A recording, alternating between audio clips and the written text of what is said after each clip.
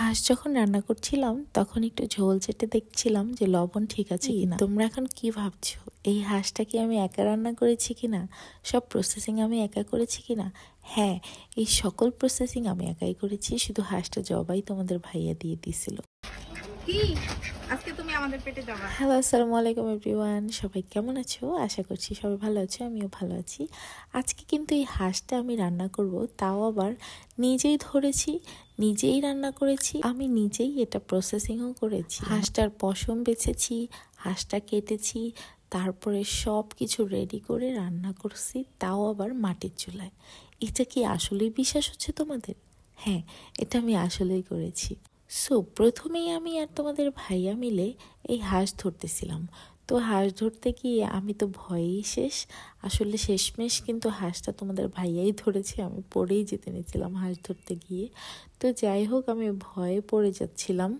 তো তোমাদের ভাইয়া শেষমেশ বলল ঠিক আছে, আমি এটা তোমাকে হেল্প করতেছি। আর এই জায়গায় কিন্তু একটা কারণ আছে, এই হাঁস ধরার পেছনে একটা কারণ আছে। আজকে সকাল থেকে আমার শ্বশুর বলতেছিল এই হাঁস একটা ধরে রান্না করে ফেলো।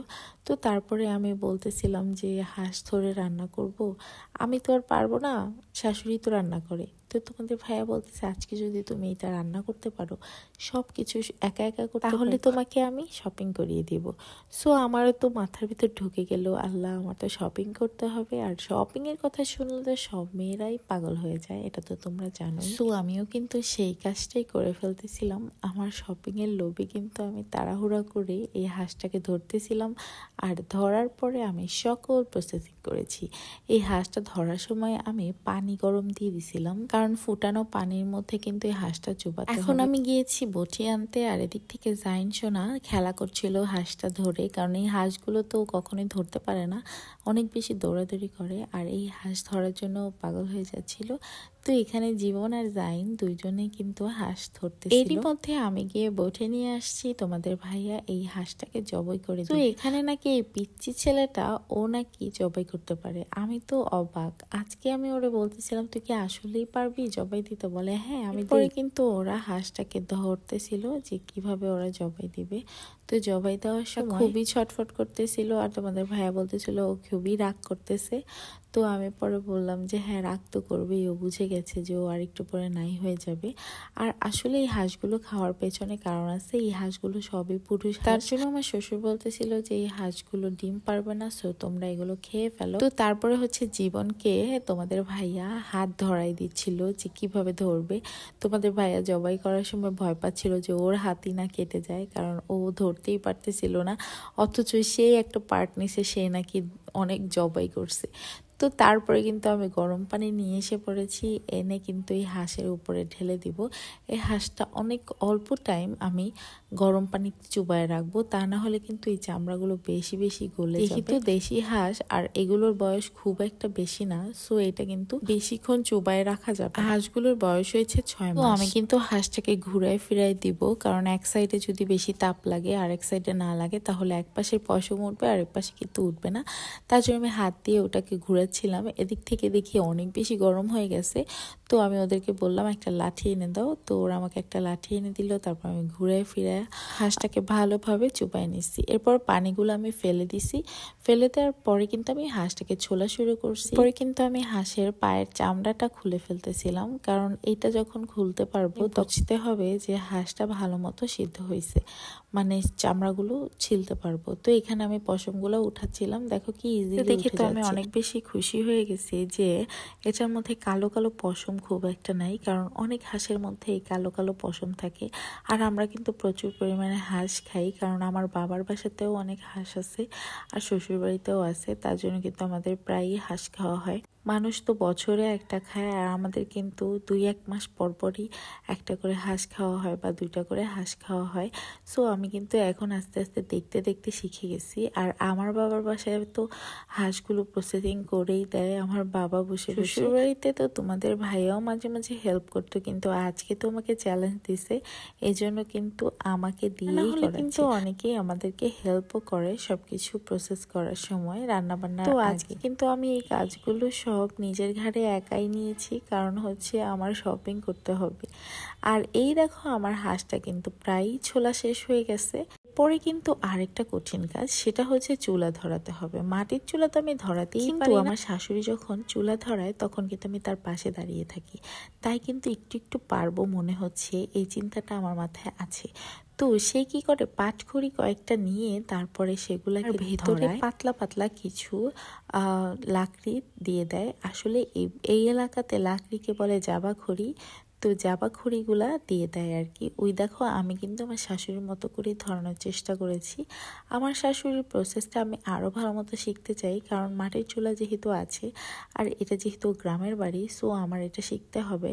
কারণ মাঝে মধ্যে কিন্তু মাটির চুলার রান্না খেতেও অনেক মজা লাগে। এর জন্য কিন্তু আমি আমার শাশুড়িকে বলেছি, মা সমস্যা নেই, আমি মাঝে মধ্যে এই রান্না করতে আসবো, টেনশন করেন না। যেহেতু আমার শাশুড়িও এখন আর মাটির চুলায় রান্না করে না, কারণ ঘরের ভিতরেই আমরা সকল রান্না, 4 জন মানুষের রান্না তো খুব একটা বেশি না, তার জন্য কিন্তু আমরা মাটির চুলায় আর রান্না করি না। আমি যখন বিয়ে করে এসেছি তখন দেখতাম আমার শাশুড়ি সবসময় এই মাটির চুলায় রান্না করতো। এরপরে কিন্তু আমি আস্তে আস্তে মাটির চুলা বাদ দিয়ে দিছি, কারণ আমার শাশুড়ির শরীরটাও বেশি ভালো থাকে না, আর আমি তো নর্মালি রান্না করতেই পারি না। যেহেতু আমার জন্মের পর থেকে আমি গ্যাসের চুলা দেখেই অভ্যস্ত হয়েছি, সো আমি মাটির চুলায় তো রান্না করতে পারবোই না, এটাই তো স্বাভাবিক, তাই না? তারপরেও দেখো, আমি কিন্তু ঠিক মতোই কাজ করতেছিলাম। এই সময় আমার শাশুড়ি আরেকটা কাজ করতেছিল, আদা রসুন ব্লেন্ড করে দিচ্ছিল, কারণ আমাদের আদা রসুনগুলো শেষ হয়ে গেছিলো, সেগুলো প্রসেসিং করে। সকাল থেকে আমার শাশুড়ি অনেক বেশি ব্যস্ত। তো আমি কিন্তু এখানে একটা ভুল করেছি, হাঁসটা যখন পোড়াচ্ছিলাম তখন পুরো কালি দিয়ে ভরে ফেলছিলাম হাঁসের গায়ে। আমি জানি না এখানে কিভাবে পোড়ায়, এটা অবশ্যই আমার শাশুড়ির কাছে শিখতে হবে যে এটা কিভাবে পোড়ায়। হয়তো আমার হাতে একটা লাঠি নিয়ে বা অন্য কোনো একটা লাঠি নিয়ে কাজ করলে আমার আরো বেশি সুবিধা হতো, কারণ এটা গরম হয়ে যাচ্ছিল, আমি ধরতে পারছিলাম না। তো তারপরেও কিন্তু আমি এই কাজটা কমপ্লিট করেছি। এদিক থেকে তোমাদের ভাইয়া কিন্তু সব কাজগুলোই দেখছিল যে আমি ঠিক মতো করতেছি কিনা, আর আমাকে বলেও দিচ্ছিল যে এইভাবে করো এইভাবে করো, কারণ হাত যদি পুড়ে যায় তাহলে তো ওরই অবস্থা খারাপ। যেহেতু আমি আগে রান্না করতাম না, সো রান্না করতে গেলে কিন্তু আমার হাত মোটামুটি পড়েই ইনশাল্লাহ ঠিক হয়ে যাবে। আর এদিক থেকে দেখো, আমি হাঁসটাকে কাটতেছিলাম। হাঁসটা কিন্তু অনেক বেশি শক্তও ছিল না, যেটা হচ্ছে অনেক বয়স্ক হাঁসের ক্ষেত্রে হয়। আমি কিন্তু হাঁস মুরগি কাটতে পারি।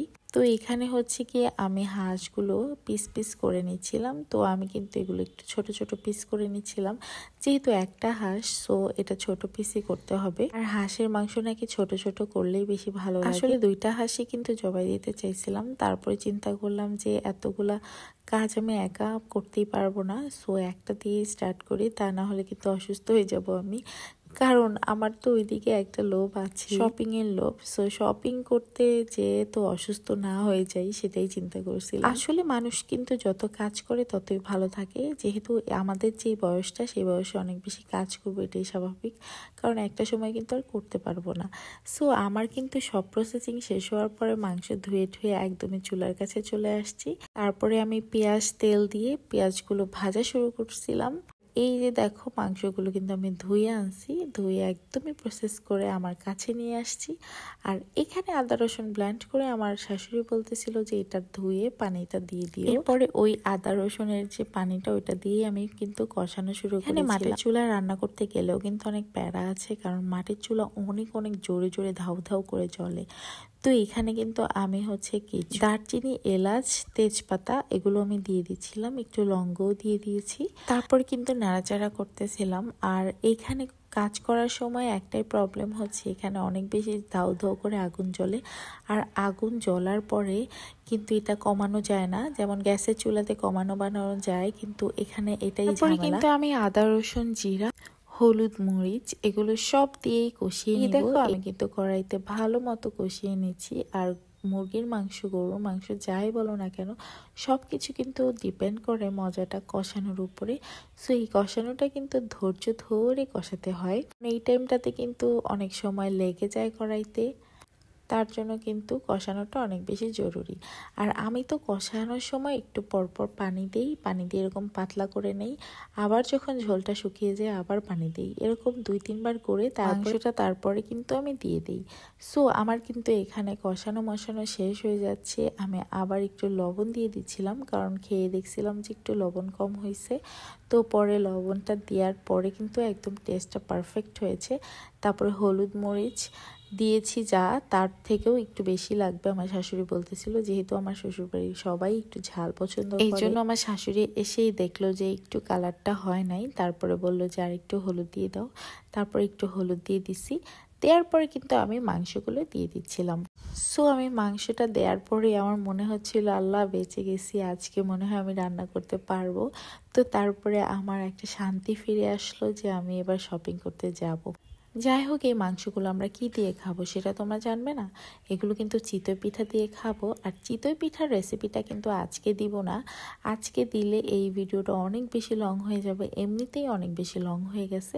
সো আজকে কিন্তু চিতই পিঠা ভিডিওটা তোমাদের সাথে শেয়ার করব। চিতই পিঠা কিন্তু অনেক বেশি ভালো হয় আমার শাশুড়ির। তো কিছুদিন পরে ভিজানো পিঠা বানাবো, সেইটা কিন্তু তোমাদের সাথে শেয়ার করব। অবশ্যই দেখার জন্য চ্যানেলটাকে সাবস্ক্রাইব করে রাখো আর বেল আইকনে অবশ্যই ক্লিক করে রাখো, তাহলে কিন্তু আমার সকল ভিডিও তোমাদের কাছে চলে যাবে।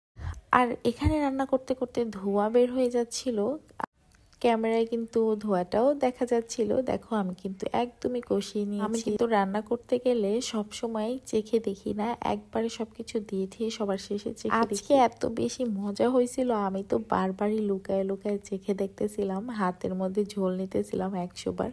আমার শাশুড়ি যদি দেখতো তাহলে তো আমাকে একটা বানানি দিত। যাই হোক, এটা কিন্তু টপ সিক্রেট, কেউ কিন্তু আমার শাশুড়িকে বলে দিও না তোমরা। তো এই দেখো কষানোটা অনেক সুন্দর হয়েছে আর কালারটাও কিন্তু অনেক ইয়ামি হয়েছে দেখতে। বাই দ্য ওয়ে, খেতেও কিন্তু অনেক বেশি মজা হয়েছিল। তোমরা তো খাও নাই, খেলে বুঝতে। তোমাদের ভাইয়া তো বলে যে শপিং তো আমি করাতে চাইছিলাম সেটার থেকেও বেশিটা করাবো এখন, কারণ অনেক বেশি মজা রান্না করছো আজকে, কারণ এক্সপেকটেশনের থেকেও অনেক বেশি হয়েছে। তো এই যে আমি কিন্তু এরপরে ঝোল দিয়ে দিচ্ছি। ঝোল দেওয়ার পরেই আমার রান্নাটা কিন্তু কমপ্লিট হয়ে যাবে। একটু পরেই এটা টকবক করে ফুটবে আর আমি তারপর নামিয়ে ফেলবো। তো কথা বলতে বলতে কিন্তু আজকে আমি আমার ভিডিওর শেষ প্রান্তে চলে আসছি। সো তোমরা কি আমার চ্যানেলটাকে এখনো সাবস্ক্রাইব করোনি?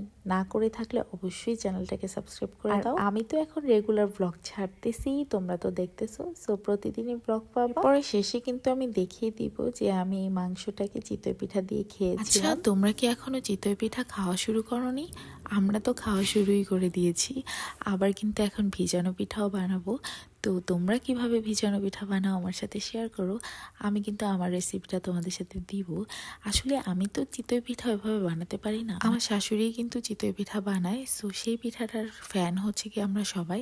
তো শীতের দিন আসলেই আমি শুরু করে দেই যে চিতই পিঠা আমরা কবে খাবো। যেহেতু এটা একটা লং প্রসেসিং, তার জন্য কিন্তু অনেক ধৈর্য ধরে বানাতে হয়। যদি আমার শাশুড়ি চিতই পিঠা বানায় তাহলে তো অনেক অনেক বেশি করে বানায়, যেন আমরা অনেক দিন খেতে পারি। আমি তো কি করি, ডিপ ফ্রিজের মধ্যে রেখে দিই আর সেটা আমি 10 দিন বসে বসে খাই, ওভেনে গরম করে করে। আর এই দেখো আমার মাংসের লুকটা কিন্তু এইরকম হয়েছে। তো হাঁসের মাংস শুনলেই একটু লোভ লাগে, আর দেখতে এতটাই লোভনীয় হয়েছিল যে আমি চিন্তা করতেছিলাম কখন খাবো। তো এই মাংসটা রেখে দিয়ে তারপরে চিতই পিঠা বানাবো, তারপরে তো খেতে হবে, তাই না? তো আমার শাশুড়িকে আমি বলতেছিলাম, মা তাড়াতাড়ি চিতই পিঠা বানানো শুরু করেন, তারপরে আমি তাড়াতাড়ি করে খাবো। তো এই যে দেখো এরকম হয়েছিল, একটু ঝোল বেশি রেখেছি যেহেতু পিঠা দিয়ে খাবো। সো একটু ঝোল না রাখলে কি দিয়ে খাবো। সো আজকের মতো বিদায় নিচ্ছি। সবাই ভালো থাকো, সুস্থ থাকো, আমাদের জন্য অনেক দোয়া করো, যেন প্রতিদিন ভালো মতো তোমাদের সাথে আমরা ব্লগ শেয়ার করতে পারি। সো আজকের মতো আল্লাহ হাফেজ।